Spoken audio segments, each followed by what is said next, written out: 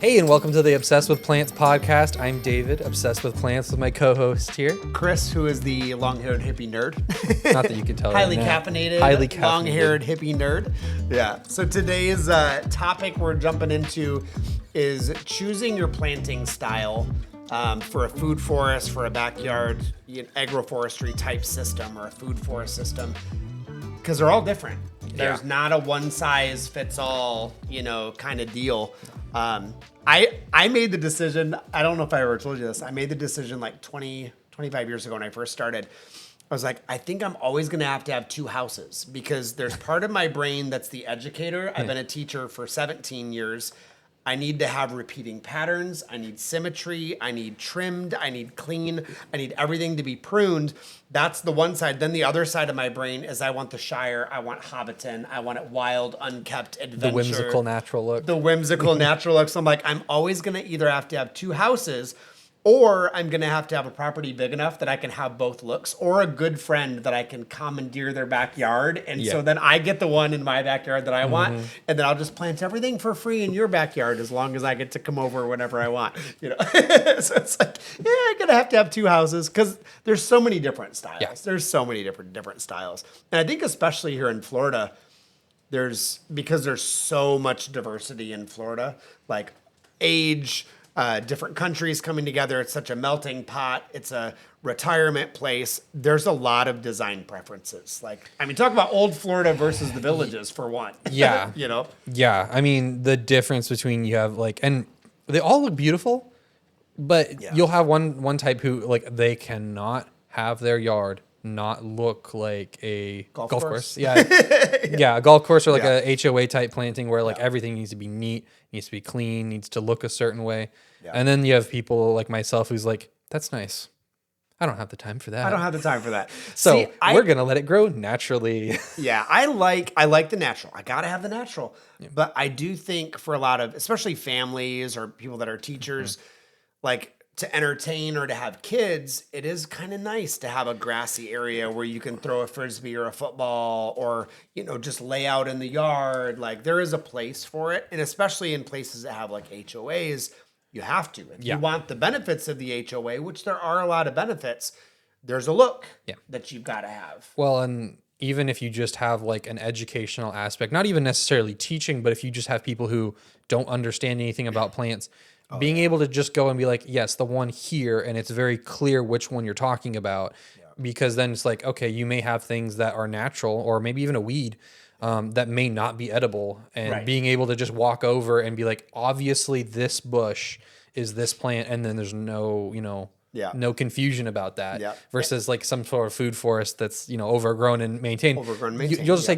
pick the red berry, but there may be more than one, and they may not all be edible. So it's there is definitely a place for that very neat and orderly system. Oh yeah, we had this time at the school in Kansas City that it was, we prized ourselves. We had 18 and a half acres, I think it was, and I would say 95% of it was edible landscape. It was very, very edible landscape. However, we don't have a lot of them here in Florida, but we had the yew bushes, YEWU, which is like a pine, and they get these red berries on them, and they look delicious. They're absolutely not edible. The Native Americans would actually take the berries and the leaves, make a tea. There's no flavor, there's no color, and they would kill, the white people because, it was there, it's crazy. So we had a kid ate one and was like, oh great, we got to call poison control. We got to whatever. No, of course I'm the permaculture guy. And so I'm like, we have to rip these bushes out. We need to replace them.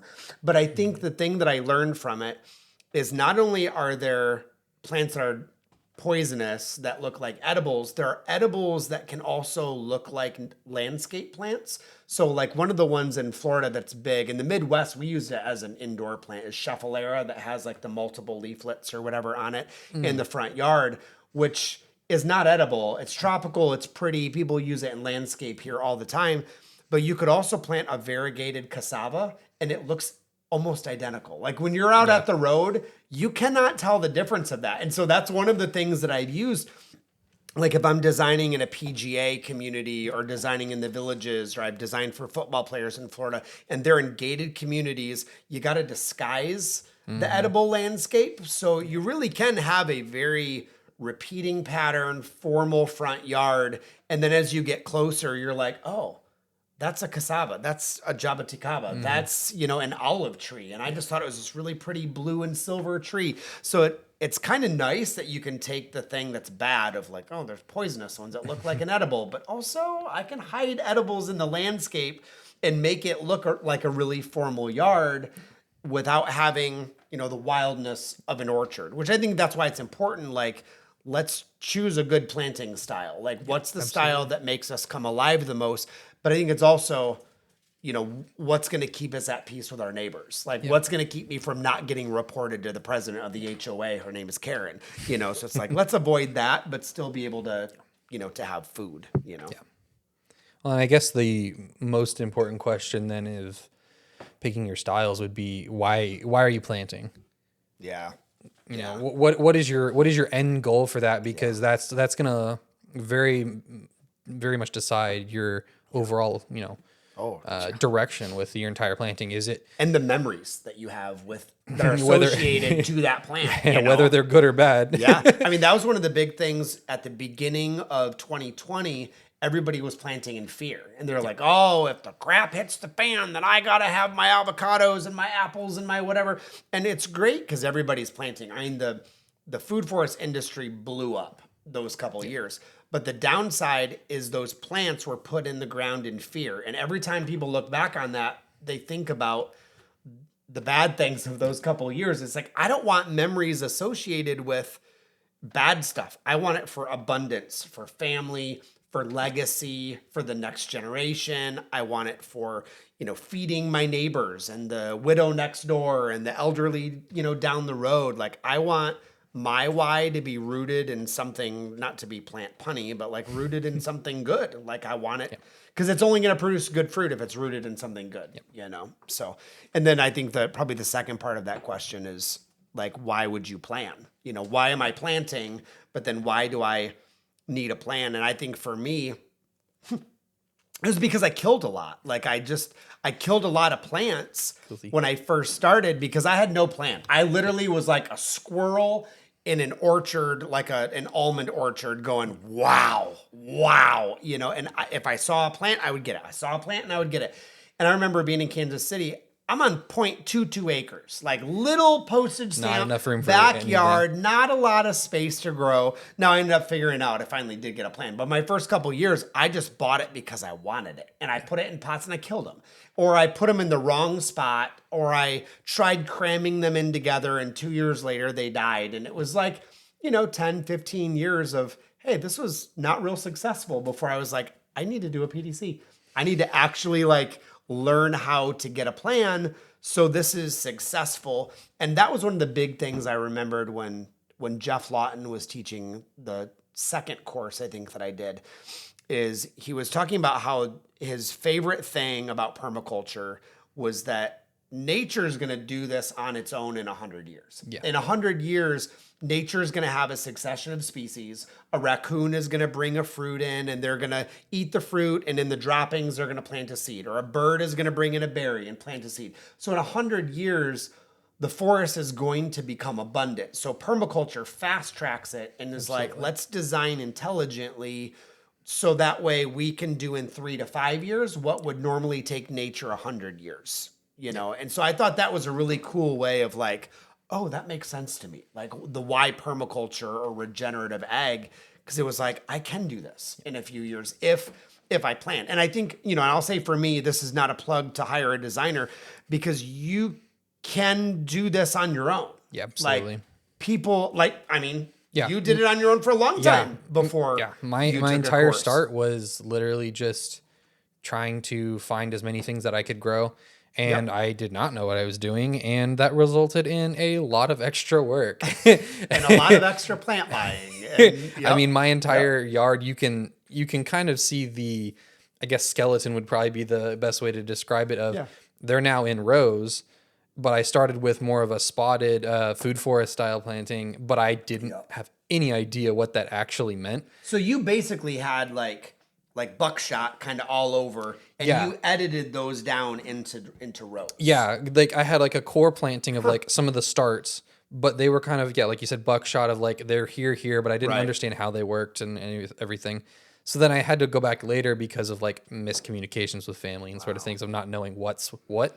And so I had to put them in rows, but now the rows aren't evenly spaced. And they, Right. if you look at it from top down, it looks like some kid drew on a piece of paper with a crayon because But I it's had, abundant. Yeah. You're getting fruit. You're in veg and whatever. and all of it worked to the advantage of the soil and the plants and everything. But it was one of those things of, I could have gotten that done in 6 months or 5 months, what took me 4 years because it was going back behind it, redoing things, coming in with a lot more knowledge later. Yeah. But I still wouldn't trade it because, frankly, I would have probably made the same mistakes, Or similar or going different, forwards, whatever. just because going through it slowly did give me the understanding of what are the deficiencies, what are the things I need to work towards, and that would have had to have been learned Right. either way. By The only difference was with taking it slow, starting it by myself, is I lost 4 plants instead of Right. 15 plants. Yeah. But if I had somebody who knows what they're doing to go through and tell me what I needed to do, that would have also saved a lot of pain too, because I would have known what does. to look for. And for So me, it's like as a teacher, I want my students in high school, not you. I want my high school students. I want them to learn through experience, but also let's not make the same mistake twice. Let's not make unnecessary mistakes that just really aren't needed, and let's do it in the time frame that we have to learn together. Like, I don't want to set them on a journey that's going to take them 6 years to learn, and I only get them for 6 months. And so it's like in the permaculture and orcharding world, I think we have to do a cost benefit analysis of, if we're wanting food in the next 3 to 5 years, you may need to hire someone to come in and help you get jump started. Doesn't mean you hire the whole process, because the goal, I don't think, is for us to have someone else do our gardens. Like, we as property owners or stewards should be stewarding our own property and not outsourcing it to somebody else to do it. That's where we learn, that's where we grow. But I think sometimes having the plan does help jumpstart you, and then it gives you something to grow on while you're eating a little bit along the way. But I think the self-planned is doable for anybody. It's not just like, well, some people could self-teach themselves. No, you can all do it. You can listen to a podcast, you can find some great people to learn from, but you can do it. Well, and it's that's possible. That's like when you see people selling like online classes and stuff like that. It's like nothing they're selling you couldn't learn yourself. Totally. But do you want to spend several years Yep. learning it through trial and error, or do you want that fast track? Oh, yeah. And I think at the end of the day, with planting a garden and everything, it should be done for the enjoyment of whoever's garden Yep. it is. So if you don't enjoy, being out there by yourself in this summer heat, yeah. Trying replanting or watering your 5th plant because you don't know how to, plant everything, Yeah. then, maybe you're jumping off of that design and you know what it's supposed to look like. And learn from that jumps somebody off. that has done it, that's been there and made the mistake. I was telling somebody in Patreon the other day about, like, you could actually learn all of this on your own. I'm sharing with you what I've learned the last 25 years, because I would love for you to be growing in 3 and not waiting 25 more years. Well, but it's like, you can learn it on your own, but I think it's a combination of, like, do a little bit on your own, hire a couple things done to jumpstart you, but people really have to decide, what's my journey going to be in regenerative agriculture, but then also, what is my unique style going to be? Because the style of my backyard is not going to be the same as yours. It's not going to be the same as someone in the PGA community or an NBC producer. They're going to have a different style that's the best fit for their family. And I think choosing that style first and going, what's going to make me come alive? What's going to keep me at peace with my neighbors, and kind of make that abundance beneficial to everybody. Well, and there's a term that you'll hear a lot in I guess the gardening community in general, but a lot in like the regenerative permaculture food forest type circles, is a term called microclimate, which just kind of refers to what is you have your overall climates of your tropical, subtropical. In the U.S. we have your USDA zoning, which is like temperatures and stuff like that. But one property to the next, they can be next door and they can be completely different. Whether that's your temperatures or rainfall. Oh, dude. My family's property, it is right next to a lake, and across the lake. One of my best friends, he gets rain almost every day, but we don't. Wow. Yep. because the rain just goes around. So his climate, Yep. although the temperature is the same, the rainfall is completely different. So Not every property is going to be able to grow every tree. yeah, and we're talking even if your neighbors, we're like talking feet like apart or yards, you know. yeah, it's like under a mile That's difference. crazy. I remember being in Claremont and where I was at up on like Sugarloaf Mountain, like we could grow avocados and mangoes. And I've had some that are in the ground there for almost 5 years and they're doing great. You go literally 40 acres down the hill a little bit. Those avocados are getting toasted like every single year. And so it's like, that's a major difference just a few acres away, you know? So those microclimates are a big deal. And it's, you know, it's becomes an art of choosing the right plant for the right place, but also I think choosing the right food forest style for the right family or for the right person, you know, is important. So when we look at the different styles, like the first one that I think comes to mind, now I'm curious what yours are, is like first is like the typical food forest of like, we've just got a normal woods or a forest that you walk into and there's trees and bushes and, you know, animals and whatever. But it's like you're walking into a forest, and a food forest is where everything or most of the things that you see are edible, they're medicinal, they're soil building plant, they're planted there with an intentional purpose. But the style of the woods of a food forest is wild. It is not formal. It is not repeating patterns. Yeah, there's patterns, but they're buckshot. They're kind of all over the place. It's the woods. It's meant to tap into that wild side. And I think for me, that's the first one that I was drawn to, is like the food forest. You know, what about you? What was your one that you were drawn to first? I mean, for me, the food forest is definitely where I started from, but the need for some places like my family's farm is to have things in rows. So the property was originally orchard. So knowing that everything in this trees row, and bushes in solid rows. because if you don't have them in rows, they're going to get mowed over. They're going to get trampled just because not everybody is going to be the one installing it. So not everybody's going to recognize what every single plant is. And that's why I really loved agroforestry, which is the same exact plants, the same exact everything. As the a difference, forest. the entire forest, canopy, shrub layers, everything. Basically just compressed, kind of like the diagrams you'll line. see. Yeah. If you look up food forest on like line, you'll see basically a diagram in a flat line. That's kind of what the agroforestry looked like. Yeah. And then the food forest is just taking that pattern and just kind of scattering it a little bit, you know. And there's pros and cons to both. I mean, there's definitely downsides, and like knowing which one is going to be applicable for you is very important. Yeah. And I think for people that want to use a tractor to do their maintenance or lawn mowers or run chicken tractors, agroforestry is a great way to go, because you can take that tractor right down the rows, or the chickens or the ducks, which may be a better choice, you know, down the rows. But it does have a different feel. You know, it's like for me, the teacher side of me, I love agroforestry because it's neat, it's organized, it's clean. I have my nice wood chipped and mulched edges. The forest or the food forest taps into my wild side. Like that makes me want to be a hobbit and just go explore the forests of Fangorn. You know, it's like, and I have no shame doing the Lord of the Rings references, like every single chance that Eventually, we need to get decorations. To my fit. gosh. Just do I'll dress up as, is it a hobbit first? No. I'm going to do Lord Elrond first. I'll rock the like, You have the hair down for the it. sides. Yeah. I'll do Gollum or something. You don't have the hair for Gollum. You have too much hair for Gollum. Bald cap. That's what bald caps are for, right? You could do Legolas. I'll lend you a Legolas wig, and you could have the blonde Legolas wig.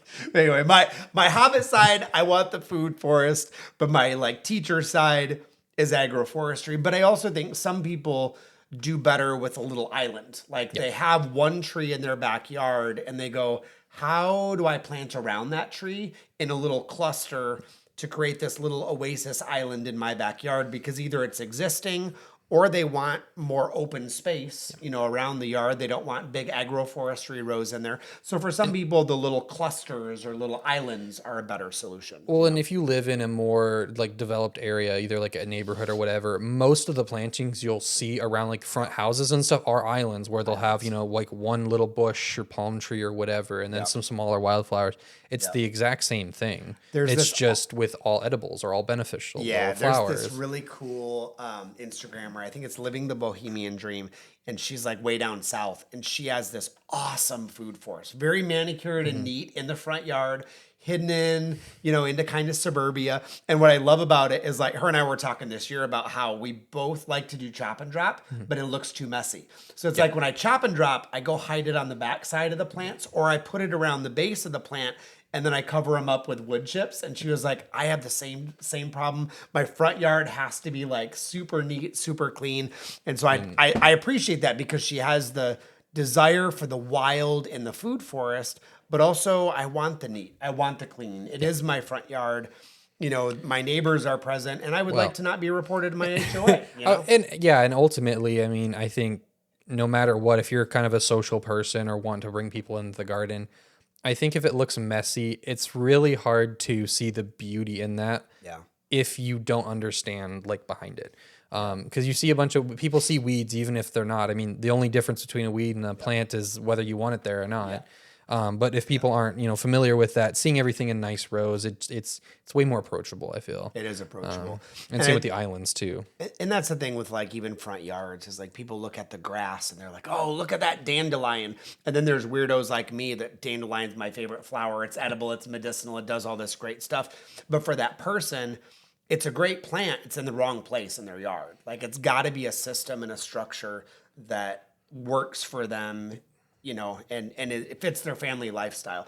And I think for people that want to get started, we get planning paralysis because we don't have a planner, we can't hire a designer, and we just get stuck in drawing and doing all these doodles, and we don't know how to get started. So I think it'd be cool like to hit on like those three of like the food forest, the agroforestry row, and the island.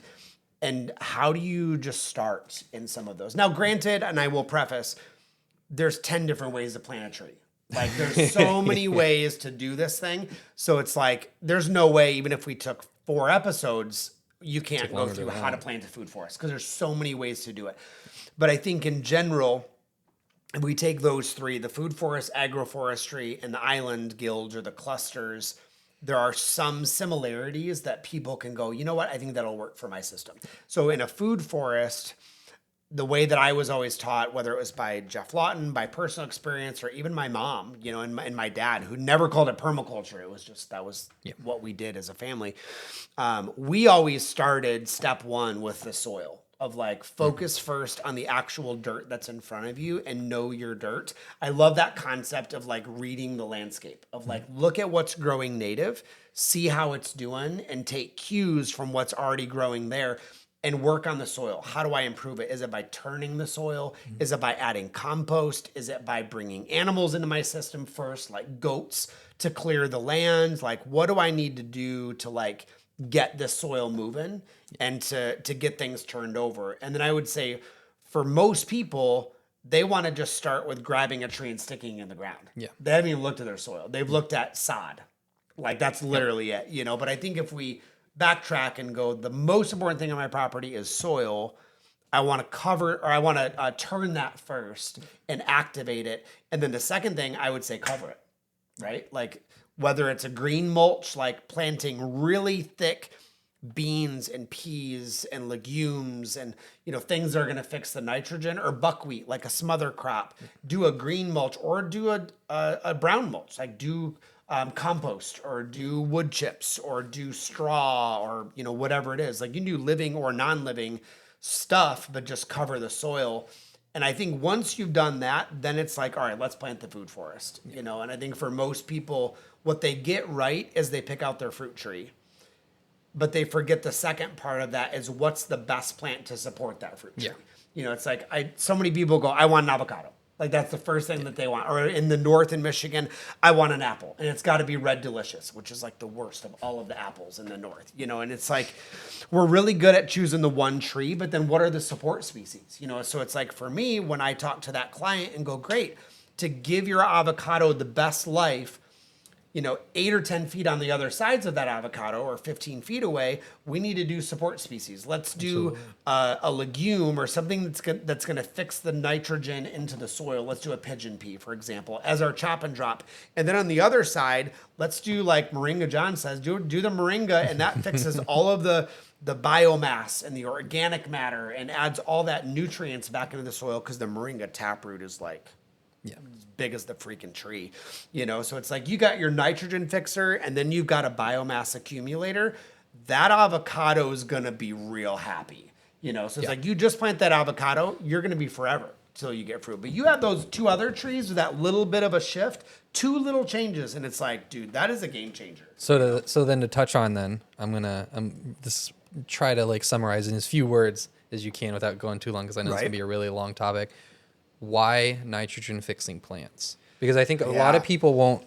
Like, I think a lot of people know what nitrogen is for like fertilizers and stuff. Right. But what is your reasoning for doing like companion planting, or really like what is companion planting for that? Yeah. Because I think that's a thing that like a lot of people don't really. Yeah. Companion planting in general, I would say plants have friends just like humans. Yep. Like we have certain people and types of people that we get along with and certain ones that we just don't vibe with. Plants are the same way. Why nitrogen? I would say from the ecological and earth care perspective, we desperately need to sequester nitrogen from the atmosphere back into the soil. Whatever people's beliefs are on global warming or climate change or whatever, change is happening. Whether it's the natural cycles of the earth or it's humans impacting it or whatever, it is changing. It is different. And so when we look at that and go, one thing we know, nitrogen and carbon need to go back into the ground. What we've taken out, we need to put back in. So from that perspective alone, it's important to plant those nitrogen fixers, beans, peas, legumes, that sort of thing, because it puts that nitrogen back into the ground. The botanical side of that coin is that trees need nitrogen to have green growth. So people that have trees that's like, man, this thing is taking forever to grow, I will almost guarantee you it's a nitrogen deficiency. So when we look at the fertilizers, the NPK scale, which is stupid, by the way, there's so many other nutrients, and macro and micronutrients are so much more important, and probiotics and whatever. But on that NPK scale, the N, that nitrogen is green growth. The P is going to be our flowers, and the K is mainly going to be our fruit production. So if people have these trees that it's like, this is just not growing, I'm not getting very much tree every year, I'm getting a few inches every year, and you should be getting a foot or 2 feet every year, it's like you're probably missing nitrogen. So if you want those trees to send out better roots, you want the soil structure to be nice, crumbly, loamy structure, you got to have biomass and you got to have nitrogen, back into the soil. Most of the other nutrients, scientifically, they're usually there. It's like Florida, we have a lot of minerals in our soil, but we don't have the organic matter and the nitrogen to help make those minerals available to the plants. It's like having a bottle of B vitamins in your hand and you don't actually put it in your body. It's like it's not absorbing by osmosis because it's there. I've got to have it in the right place so my body can absorb it. And it's not just that I need that B vitamin. What B vitamin is going to be the best for my body? Some people better absorb cyanocobalamin, a type of vitamin B12, while some people need the methylated methylcobalamin, and they absorb it 100 times better, than they would. So it's not just I need B vitamins or I need a nitrogen fixer. Well, what's the right one for you? What's the right one for that tree? It's like one of your arch nemesis, and one of my favorites is the Mexican sunflower. Is like, I can't get it to grow from a seed to save my own life, and you've got it coming up from seed all over the place. And it's like, you're only a couple miles from where I was in Claremont, and it's, 5-minute drive, and you're there, and it's like, why you have such a difference? Well, different plants, different place, different soil, different structure. Different gardener, different growing. I chop and drop mine or feed mine to cattle like every 2 months. It's like I would if I could. but it's the right plant for me. For you, it's like, well, maybe that's not the best one for my nitrogen fixing. I still plant a lot of it. Do you I just really? don't keep up with it is the problem. Have you tried daisy tree yet, though? You gave me one. It's in a pot. I'm scared to plant it because I only got one. So I'm letting it get big enough that I can propagate it, and then I'll try that one. Because I'm really interested to see how they do. I'll give you cuttings before you go. It's fantastic. And for those of you that don't know daisy tree, what is the botanical name? Montanoia grandiflora, I think. I might be massacring that one, so I'll have to look it up and put it on the screen. So that one, daisy tree, I was introduced by Josh Jameson from Cody Cove Farm, and I believe he got it from the master gardener at the Bok Tower Gardens, was where they got it from. But it's similar in look and style to Mexican sunflower, but the difference is it looks like a daisy, so it has the yellow center, white edges. but it smells like chocolate chip cookies. Like when I first found it, I was at Bach Tower. I'm in line at the coffee shop because, you know, I got to have my stuff. And I asked the lady, like, hey, I'd like whatever cookie it is that you're baking because I could smell it outside.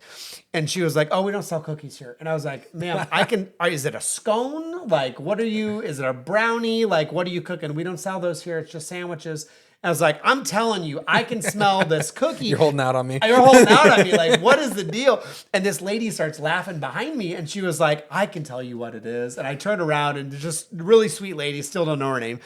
And she was like, I'm one of the master gardeners here, and it's the tree out front. And I was like, you've got to be kidding me. And she was like, yep, it's called Daisy Tree, and it smells like chocolate chip cookie dough. We go outside, and bro, it is like, you're smelling chocolate chip cookie dough. You know, but it does similar things. The process of nitrification, where it fixes nitrogen in the soil, gets really big in a short amount of time. I mean, I planted one this spring, and I'll take you out later and show you, and it is 18 feet tall. I mean, it's humongous. And so I've already used the biomass, tried feeding it to chickens. They don't love it as much, but it helps the soil. So anyway, getting back on track, you know, how do you plant the food forest if you're just getting started? Is prepare your soil. Turn your soil, add the compost, then cover your soil, whether that's with thick annual peas or mulch or whatever. And then the third step is add in the big fruit tree, the one that takes a long time to grow, and give it a couple friends. Nitrogen fixers, biomass accumulators, whatever. And then as the years go on, add perennial shrubs, add herbaceous layer, add some root crops, but prepare your soil, cover your soil, do the fruit tree, and use friends. Like to me is like the best way to get started food forest wise. But I think it's different for all those styles. Like, so when you look at agroforestry, how would you tell someone just getting started agroforestry rows, like, hey, here's what I did that worked, or what they need to avoid, whatever it is. How would you recommend people getting started in agroforestry rows? There's a couple different ways you can look at it. I would say you have your short term and your long term kind of like I would say results. Your short term is go find what you really like, put those in the ground in the row. Try to get as many support plants. You know, think about it. And obviously prep the ground. The advantage with agroforestry is you don't have to do a whole area. You can do a thin strip, section. You know, and it really just depends whether that's how wide is the normal agroforestry rows from your experience. I mean, it really depends. For the most part, it's pretty much just the width of the tree. Okay. At its maximum. At its maximum. Yeah. Because if you do ones with tall, you know, large canopies, which you shouldn't always do, most of your width is going to be above head height or at head height. Right. If you make everything shrubs, then you have to think about it. But generally, I like to give about 5 to 10 feet. Usually 10 feet wide. That's usually what I do. Because then you can put in your low stuff. You don't have to worry about, whacking up against stuff. And then you leave room for however wide your tractors or whatever. Yeah. The advantage with that is like you can, if you're, mulching or adding amendments, you can just limit all of that to that tree row. But the downside is that obviously you're going to have weed intrusion from the aisleways. So you do have to do some maintenance on those rows. So it's not, without maintenance. Yeah, a couple times a year, whatever. The thing I like about it though is that if you want to be quick about it, you can throw stuff in, and except for the things you absolutely can't live without, your fruit trees, things that you desperately want to keep in there, you can take anything out at any point, and all you have to do is just put it in the rows.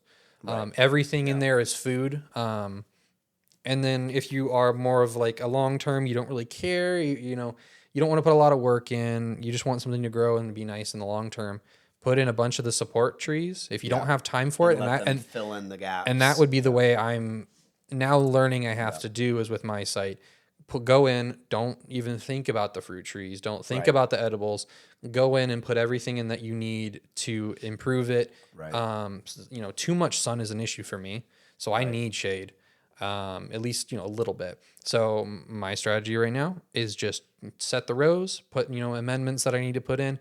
Put as many support crops, whether that's something that's a chop and drop where you have to harvest it and lay it down in order for it to be What are some effective. of the chop and drops that you're using the most these days? The current ones I'm liking right now is Mexican sunflower and elephant grass. So the Mexican sunflower, like you talked about, it grows a nice thick stem, probably about I don't know, like an inch and a half, Yeah. thick cane. If you harvest that green, it decomposes incredibly fast. Super fast. And then Which is the best time to chop and drop if you're on it. Yeah. So, well, so then my issue with Mexican sunflower is that I don't get to chop and drop it as readily as I need to, Right. due to being busy, life, and everything. And horses and Yeah. yep. Yeah. So if it gets woody, it takes a lot longer to break down, and you need to have the right microbes to be able to break it down. If you don't have the right fungi and microbes, it And takes you could chip forever. it, but it's also time. Well, and it's energy. well, if you chip it you know. and you don't dry it out, it gums up small chippers.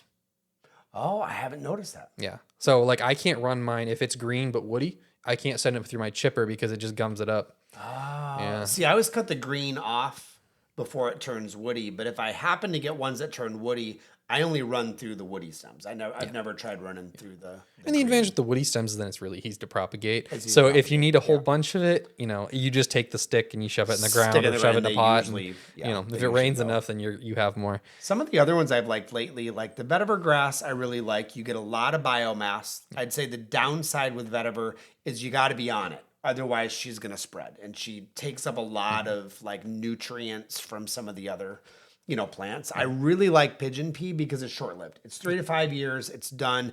It does its job. It feeds, and then something else has grown up, and you're good to go. But I like in Florida and in zones 9 through 11, we got a lot of those ground covers, perennial peanut, sunshine mimosa, that are great, as far as that goes. Now, for people that are listening in the north, I think the ground covers for me that I like the most, clover. Clover does such a good job. Red clover, crimson clover, yellow clover, white clover, Dutch clover, Durana clover, all the clovers, like just get them in the ground, do super well. Sun hemp is an annual in both, I guess, both down here and up north. And Does then it grow up there? What's that? Does it grow yeah, up it's an there? annual. Oh. Oh yeah, the deer love it. I thought that was a pseudo-tropical one. It's a pseudo-tropical. We never get flowers in the north. Oh, okay. And the deer, because there's so many more deer in the north, it doesn't usually get over 6-7 feet. But it's very, very good at nitrogen fixing. 27, 28, I think, % protein. Fantastic, nitrogen fixer for big areas. But then in the north, we use a lot of sea buckthorn, super high vitamin C, a little bit bitter, as far as the berries go, does tend to spread. And a lot of the thornless honeysuckles I really like as a good chop and drop. It's kind of like the look of a moringa when you chop and drop them a lot. I don't like honeysuckles getting big because they'll give you those stupid pods that you got to clean up, like moringa pods, basically.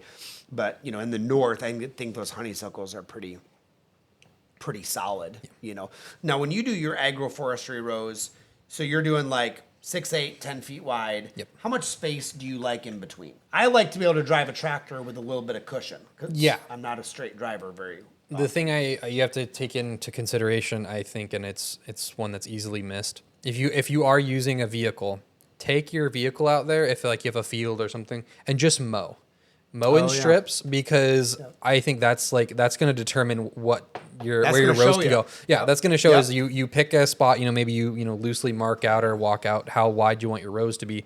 And then just try to mow, and then that'll dictate how wide your path has to be. Yeah. If you need to make it bigger or smaller for whatever reason you can, you can have them as narrow as a footpath. But you do have to think of maintenance if that's the case. Right. You do have to chop because... How are you going to get equipment in there or wood chips or whatever? Yeah. And and ultimately you do have to make sure that like this is a system designed on abundance. Right. And your goal is to make as much, biomass or fruit or whatever. But things will, if left alone, do their thing. And unfortunately, all the things that are supporting and beneficial to, your fruit trees and stuff, they are designed to repair a system in the, in the natural cycles. Right. So they're going to get as die. big as possible and then try to die. Yeah. And that isn't always good for your system, because if you have a small fruit tree under it and you let it get huge, it's going to take over. Yeah. And that's been a problem, I think, with a lot of clients that put in vetiver grass or Mexican sunflower, is they let them get too big. I had a couple clients this year that were like, you got to come over and take a look at this.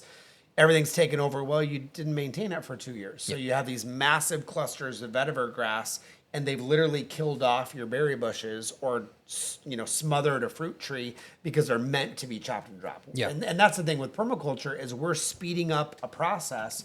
Takes nature 50 or 100 years, but we have to do it in a shorter amount of time. So we got to be chopping and dropping it, as much as we possibly can. And the the thing that I think that a lot of people don't talk about enough. Humans very much exist within transitional periods of environments. So all of our annual vegetables, that's not a, that's a recently fell forest or, a recently up and coming forest are where, our annual vegetables like to live. So they like the sun, but they like the high nutrients. Well, the nutrients comes from a forest being wiped out. That's right, Whether it's fires or, storms or whatever. And same with fruit trees, they are the up and coming, tree, but they can't have overarching shade trees that have completely taken over, but they need usually something to be there to protect them. So, and that's where those agroforestry systems are so successful, is because every row you're creating edges, and the real life is on the edges. I was reading this thing this week by a local Audubon bird watcher, and they were talking about the ecotone and real life being on the edges. So if we have our field right here and our forest on this side, in the field, there might be 10 species of birds. And then you go into the forest and there might be 15 species of birds. That number triples on the edge of the zones, that little space in between the field and the forest, that 15 or 20 feet. That's where the berry trees are, the most berry bushes. That's where the pawpaws are if you're in the Midwest. Like, that's where the real life is. And that's a real beautiful thing with agroforestry, is every row you're creating more edges, more opportunity for plant life, for flora, for fauna, more life on all of those edges. And that's a unique thing that I think it brings, practically. But that does mean you need to be the maintenance. You need to be the storm. You need to be the animal. You need to come in and improve the system, but with constant maintenance, but also be that thing that keeps it at that ideal range for the fruit trees, for the things. So I see a lot of people, like you said, make the mistake of they put in a lot of stuff and then let it take over. And then the things that they actually want out of there aren't coming out of it, because your goal with those agroforestry rows is basically cramming an entire forest into a row. That's not how they grow naturally. Oh, no. So you have to take advantage of the ways they do grow to keep it productive. And to stay productive, like, I think the way this stuff has been created, it needs a steward. Like, apple trees produce more when you prune them. Mulberry trees, like dwarf everbearing mulberry, great example. If it produces and you don't snip the tips later, it's going to be done for a while. But as soon as your mulberry is done producing, snip all the tips, like a little bit off. 5 weeks later, you got a whole other round of fruit. It's like, and we're encouraged to be engaged in our systems. And that applies to all of your, beneficial plants, your nitrogen fixers, your chop and drops, because at the end of the day, they are selfish. Even though they do benefit everything around them, they don't benefit if they don't have something happen to them. So the nitrogen fixing only happens when they're pruned. The nutrients in like Mexican sunflower only gets shared throughout the garden when it is decomposed. Now, it loves that because it flourishes when it's being eaten. Same with a lot of herbs. Herbs generally, if you leave them be, they die because they want to be eaten. They want to be pruned in order to flourish. I was remembering the last episode that we recorded referencing braiding sweetgrass. And sweetgrass, what they found out in this study is it does better when it is moderately and responsibly harvested. That if it's let to go wild, it actually doesn't produce very much. If it's harvested too much, it doesn't do well. But if it's responsibly harvested by the right stewards, it thrives, it grows, it spreads, and it's like nature is inviting human stewardship. And I think that's a big key. And practically when we compare food forest and agroforestry, from my experience, the agroforestry produces more because we are typically more engaged in a system that is slightly more landscaped. The forest itself, we don't maintain as much, not the number of hours or visits, but when we're engaged in agroforestry and we're pruning, we're chopping and dropping, we're maintaining, that encourages the growth. It encourages the abundance. So I honestly really believe if you want the most abundant system, you want more fruit, do agroforestry. If you want the neglected system, I don't want to do much work, but I want minimal-ish or moderate fruit, food forest is great. But I will say the advantage of food forests is most of the time you can leave them if they're set up correctly. You can just leave them and come back years later, and they're still very similar to the way you've left it. Agroforestry is not going to be the same way with that. It takes more work to get them under control. You can do that, but you're going to have to do a hard reset of the system, and that can be beneficial. That's what I'm going to be doing with hugely beneficial. my new planting, which is going to be several, I think it's like 14 or 15 acres. Yeah. My current goal is to just plant it out and leave it, abandon it, let everything grow not out of control, but close to it, because I want to come back in and add all that nutrients and then build it up and have that resetting, that system of like a storm coming through and resetting the forest. Resetting it. Then when the controlled burn or whatever. Exactly. And then with the fruit trees, that'll be their stage where all the hormones are trying to regrow. Right. And that's when they can be introduced and That's a good idea. flourish. Good Lord. No, that's a good idea. That's cool. And I think for some people, if they don't have room for agroforestry, they don't have room for a forest in the backyard, the island clusters are still a really great alternative of just doing 1 or 2 fruit trees with the friends. And it's as easy now as just Googling what are the companion plants for an avocado? What are companion plants for a whatever? Or get on, social media and just start asking people for what are the ones that get along with them, because some trees just do better with certain other types of elements. I remember the film Back to Eden. No, it wasn't Back to Eden. It was the guy in Permaculture Orchard up in Canada, Stefan. Oh, I love him. Great. And he had that little abbreviation NAP where he would do the nitrogen apple pear, nitrogen fixer apple pear. And that was his his rhythm and his pattern that he did up in Florida. And we tried it in Kansas City. It worked awesome. And you get away from that pattern of like, I'm kind of done with the nitrogen fixers. It's too much work. And it's like those apple trees do not produce as much. And in northern climates, like you don't have to do as many of those nitrogen fixers. If you start going south, you need more. You have to do more. A lot of people out of like Brazil, Central America, which pioneered a lot of these syntropic style, agroforestry style plantings. They're like, oh, you need like 2 or 3 nitrogen fixers per productive plant. Jeff Lawton says in Australia they want 4 to 5 nitrogen fixers per tree, and it's like, whoa, like it's a lot. Crazy. But I mean that can take a lot of forms. That doesn't have to be just one thing, because a companion plant doesn't have to be limited to just the traditional nitrogen fixing tree or whatever. What's a good berry bush? Or what's a good pollinator that blooms at the same time as the fruit tree? So it's like as long as they're not outright competing for space, anything can be a companion plant. Yeah. And especially when you get into the pollinators and the natives, it's like when you look at a peach tree, just Google what are native perennials blooming the same time as my peach. Put in coreopsis, put in purple coneflower, put in spiderwort, and those are going to be blooming at the same time as a peach. Same thing with avocado. What's blooming at the same time as a winter Mexican avocado? And those are a great way to find those little companion plants to add in if we think in layers, and just filling the space is important, because if we don't fill that space, even in agroforestry, nature is going to fill it. It's either going to be with weeds or something. Nature is going to fill it with something. So how does the saying go? Plant the weeds you want, or you'll get the weeds you don't want. Oh, that's good. I like that. I gotta remember that. I forget where I heard really that, good. It's true. Yeah. So it's like if it's even the first couple years of agroforestry, I tell clients like plant vegetables. Plant your actual edible beans, plant peas, plant tomatoes, plant peppers, plant some sunflowers. Do some things that you enjoy. That's the first thing I planted. I did 3 sister planting. Yeah. And so then I just put a fruit trees in later. It's great. Yeah. I mean, it works awesome. And then you're getting some immediate fruit, your bang for your buck, because those fruit trees are going to be 3 years before you start getting happy. Well, 5 years before they're really producing. When you get an annual vegetable in 3 months, that gives you a lot more confidence to plant. Oh, yeah. You get something to eat versus a fruit tree you get to watch for 4 years. And it sure beats so hard the sometimes. tomato pot on the plant or on the patio that you spend $80 fertilizing and amending, and you get 1 tomato for $80.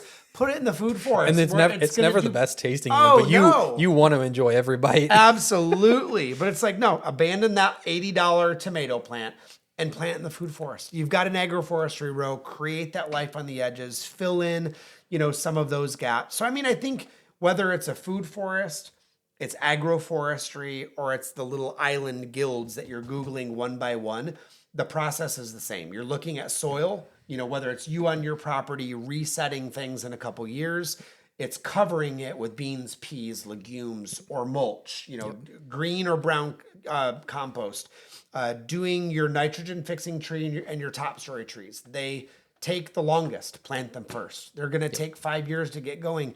Berry bushes are going to be short. So it's like, get your soil ready, cover your soil, plant the tree and its friends. And then when you get time, plant the berry bushes, plant the pollinators, plant the mushroom logs, and do all the layers, of it. But I think it's okay to start small. Like you don't have to have a 7-layer or a 9-layer food forest yet. And I think that guy was going to go into my next thing of do all 3. Yeah. Because in one I've seen people even like in neighborhoods do all 3 in one backyard. And it can be different stages. So like the islands are great to start off because you keep it small, you start small. And then you get your one fruit tree that you like, you find out its companion plants, you learn, then you expand into your, food forest where it's a little more, I don't have enough time this year. I'll put in a few things and, leave it and, let it be pretty. And then you have a fence line that your neighbor's dog keeps barking too much or whatever. And you need something to kind of drown out the sound. That's where you go your agroforestry row where cause you're, limited by that fence line. Yeah. But each stage can just be that understanding. As your understanding expands, you could expand into different things. Into the next thing. And I mean, you can even I know you hated on the pot with the tomato, but sometimes it's even like, oh, I can't plant this time of year. I'm going to start with my potted thing. And then I'm going to work on finding where the best place is. Oh yeah. My favorite where's a local nursery that isn't Home Depot where you can find a fruit tree.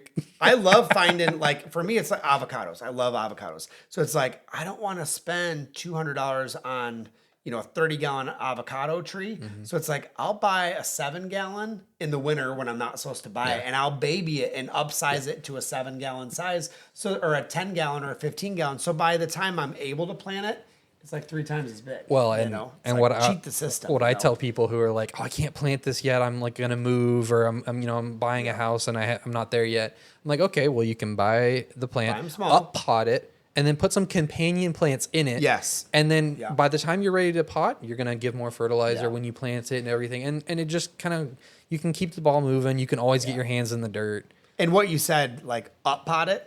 That's the biggest key. People buy them and then they don't up pot them. It's got to be up potted at least once a year. Period. Like no matter how good of fertilizer you're using, it's got to be upsized. If you up pot it, or I'm sorry, if you don't up pot it and you let it get root bound and it's a big one, that's never going to be as productive long term as something you planted in the ground, even as like a 1 gallon.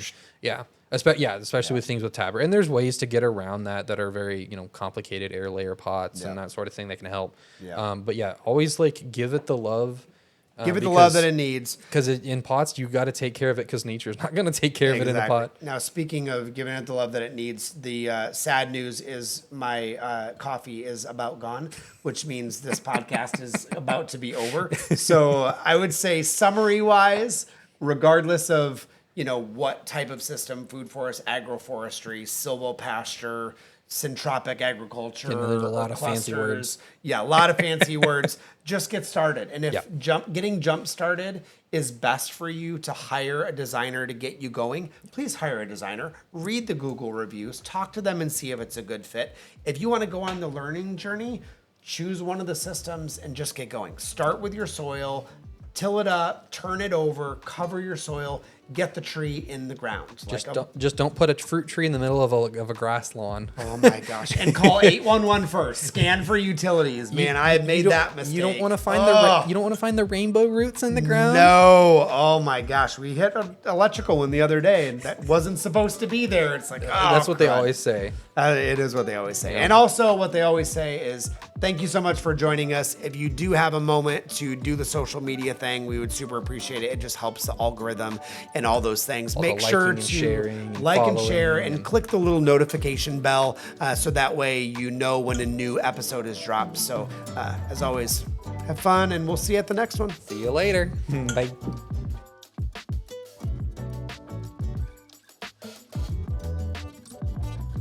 Hopefully I don't spend 40 minutes trying to say the start of this.